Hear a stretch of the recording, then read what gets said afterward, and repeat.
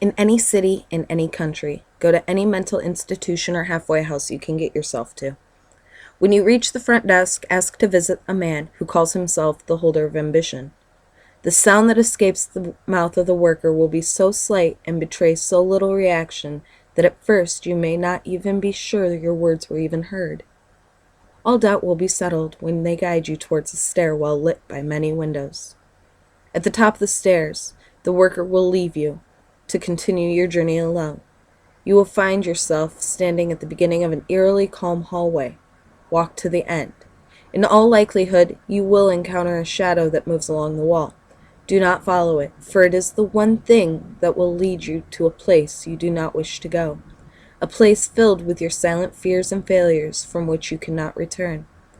No matter what shape the shadow takes, and no matter how it eases and taunts your dreams with the greatest of your desires and hopes, do not let it even tempt your gaze, let alone your feet.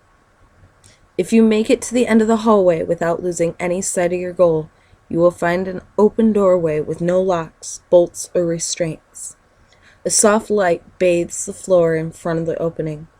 This is your one and only chance to leave without facing the holder of ambition or collecting his object. If that is the course of action you wish to take, then walk directly back the way you came, without attempting to peek around or into the other doors, lest you discover what that seductive shadow hides. Beyond the doorway lies a room bathed in an artificial light cast by high windows that cover each wall's expanse.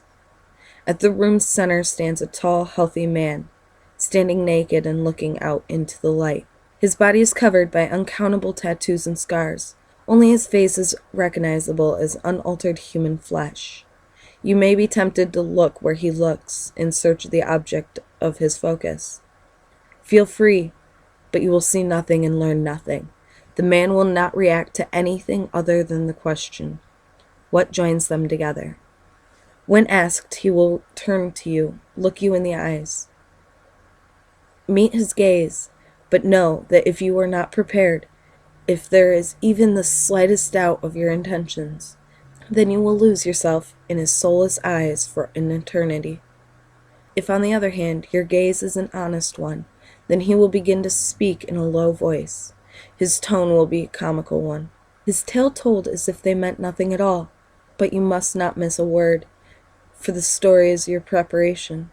Listen carefully to his tale and remember every detail. When the man finishes speaking, he will bring his hands to his chest and remove the sutures from one of his more noticeable scars. As the stitches come out, he will bleed profusely and fatally. When the last of his sutures have come out, he will offer them to you, uttering his final words through his own gurgling blood. Choosing to seek leads to an inevitable fate. The clump of sutures is object 10 of 538. How you use them depends on what you hear.